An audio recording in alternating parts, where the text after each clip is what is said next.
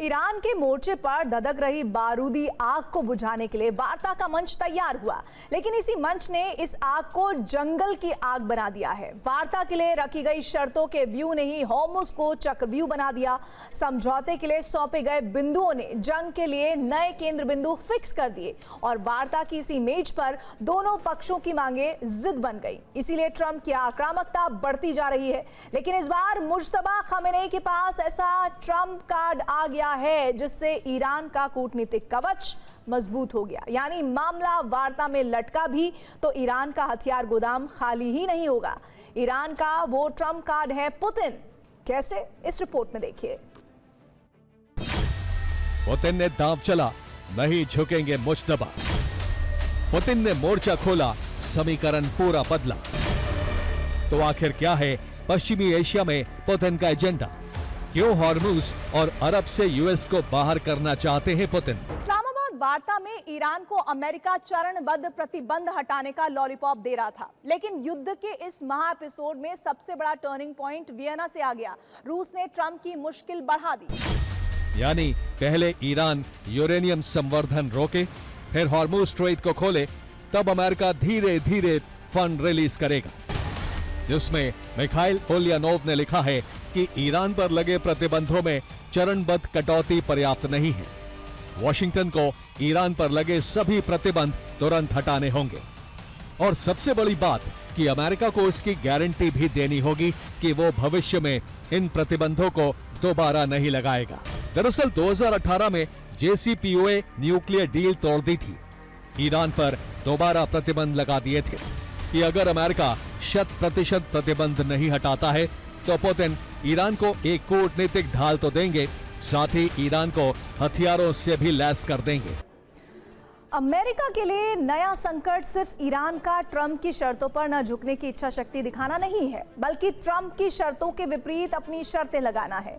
जिसे ट्रंप पहले मान लेते तो शायद इस्लामाबाद से समझौते के सकारात्मक संकेत जारी होते, लेकिन अमेरिका ने दबाव बनाकर गलती कर दी। और ऐसा इसलिए कहा जा सकता है क्योंकि ट्रंप की प्राथमिकता शर्त यह थी कि ईरान हॉर्मुज स्ट्रेट को पूरी तरह से खोल दे, जिसके जवाब में ईरान ने यह शर्त रखी कि अमेरिका को भी ईरान पर लगे सभी प्रतिबंध हटाने होंगे। लेकिन ट्रंप नहीं माने। उन्होंने दूसरी शर्त रख दी, वो थी ईरान 20 वर्ष के लिए यूरेनियम का संवर्धन रोक दे, जिस पर ईरान ने काउंटर शर्त रख दी। शर्त है अमेरिकी सेना की पश्चिमी एशिया से वापसी हो। और यही वो स्थिति है जिसने समझौते का पूरा समीकरण बिगाड़ दिया। ट्रंप की सख्ती के उलट ईरान ने भी सख्त रुख अपना लिया। ईरान अमेरिका को सीधे तौर पर अरब से बेदखल करना चाहता है और इसका कारण यह है कि ईरान जान चुका है कि अमेरिका एक साथ यूक्रेन, ताइवान और अरब को नहीं संभाल सकता और इसीलिए अमेरिका ईरान की शर्तें मानने के लिए मजबूर होगा। अब सवाल यह है कि आखिर मुज्तबा खामेनेई झुकने को तैयार क्यों नहीं है? इसलिए मुज्तबा खामेनेई ने सीधा फॉर्मूला तैयार किया है, ना पीछे हटो, ना बातचीत से भागो और ट्रंप को उनकी ही शर्तों में उलझाए रखो। और ये अब संभव इसलिए है क्योंकि अमेरिका इस समय एक साथ कई जंगी मोर्चों पर फंसा है। यूक्रेन के मोर्चे पर ट्रंप विश्वास पूरी तरह खो चुके हैं। विस्तारवाद ने यूरोपीय देशों को ट्रंप के खिलाफ खड़ा कर दिया। एशिया पैसिफिक में भी अमेरिका के सामने चीन खड़ा है और अब अरब रीजन में ट्रंप की मुश्किल बढ़ाने के लिए पुतिन ने मोर्चा खोल दिया। इसलिए पुतिन ईरान के साथ खड़े हो गए। ईरान के मोर्चे पर शी जिनपिंग भी साथ आने को तैयार है, जबकि ट्रंप का साथ देने के लिए कोई भी सहयोगी तैयार नहीं है। युद्ध विराम की उम्मीद फिलहाल किसी को भी नहीं है। अपनी अपनी शर्तों पर अड़े रहने की वजह से ईरान और अमेरिका की डील करीब करीब असंभव सी लग रही है। लेकिन पुतिन की दिलचस्पी अचानक अरब में क्यों बढ़ गई है? पश्चिम एशिया के फ्रंट पर पुतिन के सक्रिय होने का मतलब क्या है?